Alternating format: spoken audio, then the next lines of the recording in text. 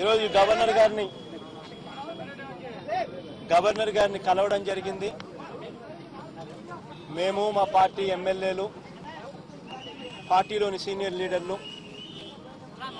అందరం కలిసికట్టుగా కూడా గవర్నర్ గారిని కలిసి రాష్ట్రంలో దిగజారిపోయి ఉన్న లా అండ్ ఆర్డర్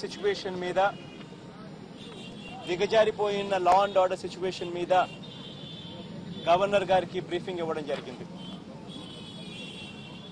మొన్న మన కళ్ళ ఎదుటనే అనంతపురం జిల్లాలో అతి దారుణంగా ఒక వ్యక్తి చంపబడ్డాడు.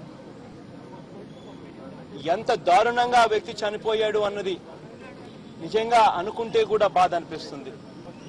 కారణం ఏంటంటే భూమిరెడ్డి ప్రసాద్ రెడ్డి అనే వ్యక్తి ఏప్రిల్ 29న అతి దారుణంగా చంపబడ్డాడు.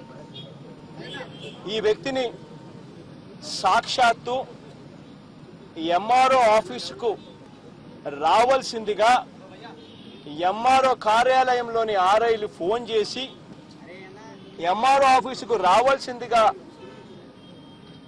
అదే పనిగా ఫోన్ చేసి తనను పిలిచి సాక్షాత్తు గవర్నమెంట్ ఎంప్లాయీస్, ఎంఆర్ఓ ఆఫీసులోని గవర్నమెంట్ ఎంప్లాయీస్, ఎంఆర్ఓ ఆర్ఐ అంతా కలిసికట్టుగా ఎంఆర్ఓ ఆఫీసుకు రమ్మని చెప్పి పిలిచి అదే ఎంఆర్ఓ ఆఫీసులో వచ్చిన ఆ వ్యక్తిని అదే ఎంఆర్ఓ ఆఫీసులో అతి కిరాతకంగా అక్కడే దాచిపెట్టి ఉన్న అదే వెపన్స్ తో తీసుకొని అదే ఎంఆర్ఓ ఆఫీసులోనే చంపడం.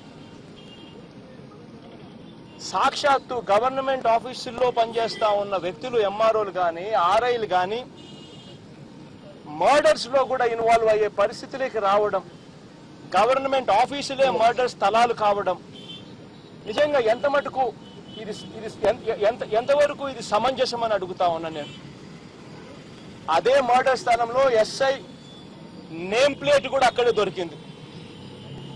ఎంఆర్ఓ ఆఫీసుకు పక్కనే పోలీస్ స్టేషన్. ఇంతకన్నా కిరాతకం ఎక్కడైనా ఉంటుందా అని అడుగుతా ఉన్నా.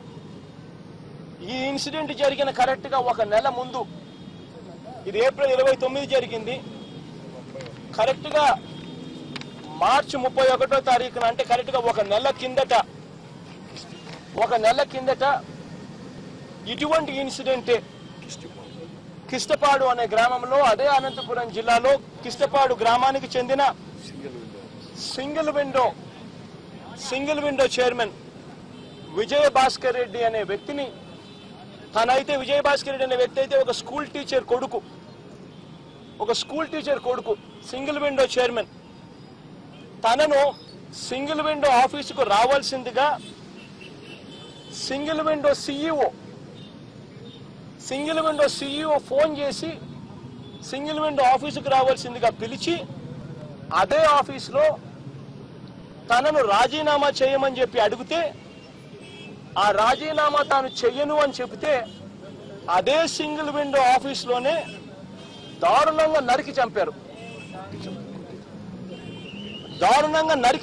అదే సింగిల్ విండో ఆఫీసులో దారుణంగా కట్టెలతో కొట్టి అదే ఆఫీసులో చంపేశారు. ఇంతకన్నా దారుణం ఎక్కడైనా ఉంటుందా? అసలు నిజంగా ఎక్కడ బాధ అనిపిస్తుందనంటే, ఇదే అనంతపురం జిల్లాలో ఇవాళకి 8 మర్డర్లు జరిగాయి. ఇంకా బాధ ఎక్కడ అనిపిస్తుందనంటే, మన రాష్ట్ర డీజీపీ సాక్షాత్ అనంతపురం జిల్లా వాసి కావడం.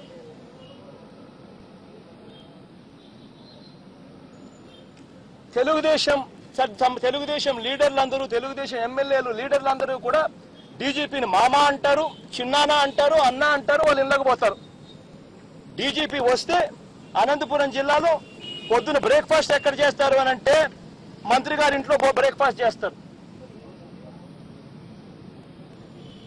2 నెలల్లో డీజీపీ పోస్టులో 2 నెలల్లో రిటైర్మెంట్ కావాల్సిన వ్యక్తిని 2 సంవత్సరాల ఎక్స్టెన్షన్ ఇచ్చి డీజీపీని చేస్తారు. అదే అనంతపురం జిల్లాలో 8 మర్డర్లు జరుగుతాయి ఇతను వచ్చాక. సాక్షాత్తు చంద్రబాబు నాయుడు గారు దగ్గర ఉండి మర్డర్లు చేయిస్తున్నారు. డీజీపీని ఉపయోగించుకొని, పోలీసు యంత్రాంగాన్ని ఉపయోగించుకొని. ఎంతవరకు ఇది సమంజసమని అడుగుతా ఉన్నా, ఇది న్యాయమేనా అని అడుగుతా ఉన్నా నేను. ఎస్ఐని ఇన్సిడెంట్ జరిగిన చోట 29న ఇన్సిడెంట్ జరిగిన చోట ఎస్ఐ నేమ్ ప్లేట్ తో సహా అక్కడ దొరికితే ఆ ఎస్ఐని ఎస్పీ వెంటనే ట్రాన్స్ఫర్ చేస్తే విఆర్కు వేస్తే విఆర్కు వేసిన ఒక రోజు కూడా జరక్క మునిపే మళ్ళా వెనక్కి తీసుకొస్తారు ఎస్ఐని సిఐని ఇద్దరిని.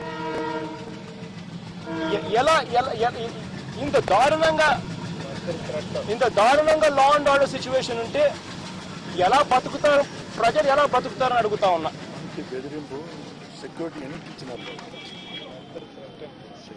ఈ ఇన్సిడెంట్స్ అన్నిటి మీద, ఈ రాజకీయ హత్యల మీద సిబిఐ చేత ఎంక్వైరీ చేయించవలసిందిగా గవర్నర్ గారిని రిక్వెస్ట్ చేశాం. గవర్నర్ గారికి ఈ మేరకు అర్జీ కూడా ఇచ్చాం.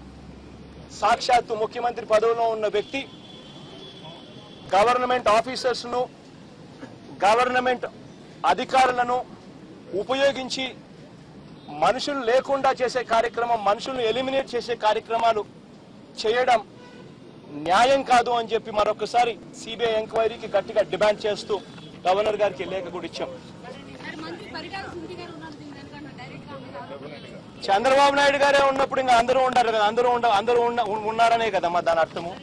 ఏకంగా చంద్రబాబు నాయుడు గారి దగ్గరుండి గవర్నమెంట్ ఆఫీసర్స్ తో పనిచేయిస్తూ, గవర్నమెంట్ ఆఫీసర్స్ తోనే మర్డర్లు చేయిస్తూ, గవర్నమెంట్ ఆఫీసులనే మర్డర్ స్థలాలుగా వాడుకుంటూ ఉంటే ఇంకా తర్వాత ఇంక అందరూ ఉన్నారనే కదా దాని అర్థం. ఈ లెటర్లు కూడా గవర్నర్ గారికి ఇచ్చిన లెటర్లు కూడా మీ అందరికీ కూడా డిస్ట్రిబ్యూషన్ చేస్తారమ్మా. అందరూ కూడా కంటెంట్ కూడా చూసుకోవచ్చు.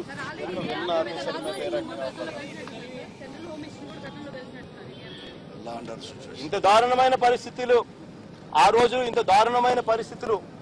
రోజు ఇలా దారుణమైన పరిస్థితులు ఉన్నాయని చెప్పి ఉదాహరిస్తూనే ఆ రోజు వెళ్ళి కలిశాం. ఆ లా అండ్ ఆర్డర్ సిచ్యువేషన్ ఆ రోజు నుంచి ఈ రోజుకి డిటోరియేట్ అవుతానే పోతా ఉందని చెప్పడానికి ఈ 2 ఇన్సిడెంట్లు ఒక నిదర్శనం. ఒక నిమిషం. Now coming to English media, addressing this very issue. The reason why we've met the Honorable Governor is once again on the demand that the incidents what are taking place in Andhra Pradesh, wherein the law and order situation is drastically dropped, such ghastly incidents have taken place in the recent past. We have represented to the Honorable Governor to press for CBI inquiry into the latest killings.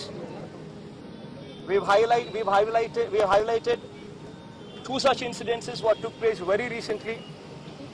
One so much so on 29th April this month, wherein Anantapur, a local YSRCP leader was literally called to the MRO office, where government offices were being used as venue to kill people.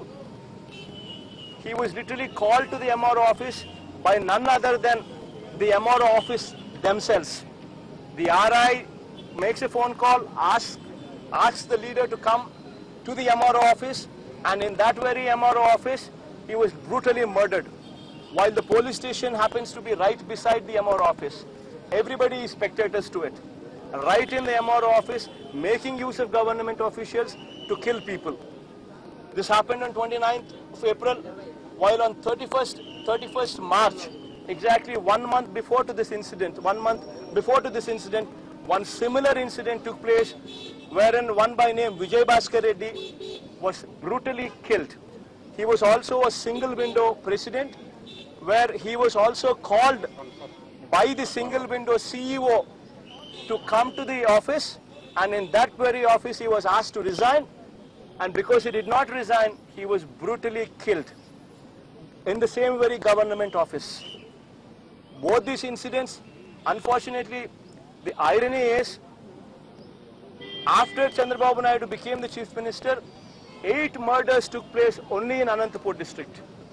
And the irony is, our state DGP also happens to be from Anantapur district.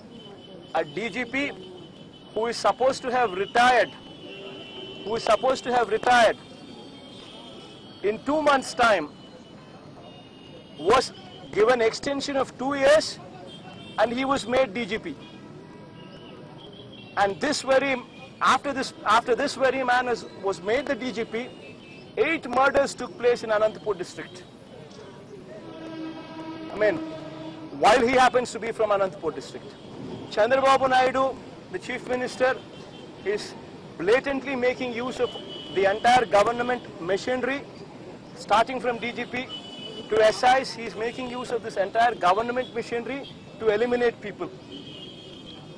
The DGP, whenever he visits Anantapur, TDP leaders visit him. They call him Mama, they call him Chinnana, they call him Anna, as though he is very close relative of theirs.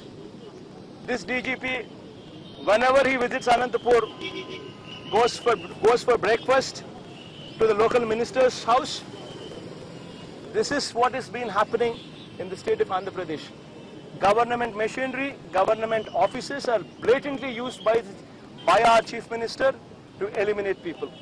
This is the request what we have given to the Honorable Governor, requesting him for a CBI probe, and we are also giving this very copy to the entire media, and we request this entire media to kindly put in your focus, kindly highlight these issues so that this brutality in murdering people comes to an end.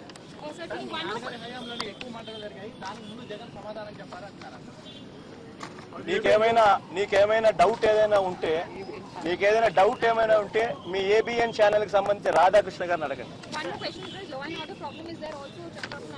Making a lot of expenditure, personal expenditure, be it aircraft or renovation. So what do you have to say on that? No law and order in the state, and he's spending state exchequer's money. The way Chandrababu Naidu is handling things in Andhra Pradesh,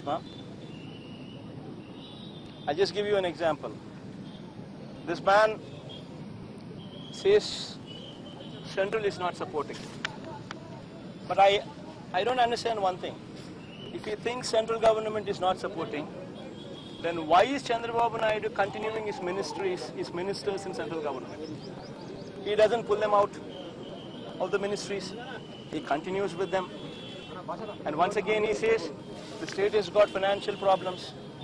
On one side he says state has got financial problems, while his private flight, while he uses private flights to travel, his private flight travel bill alone is more than 25 crores.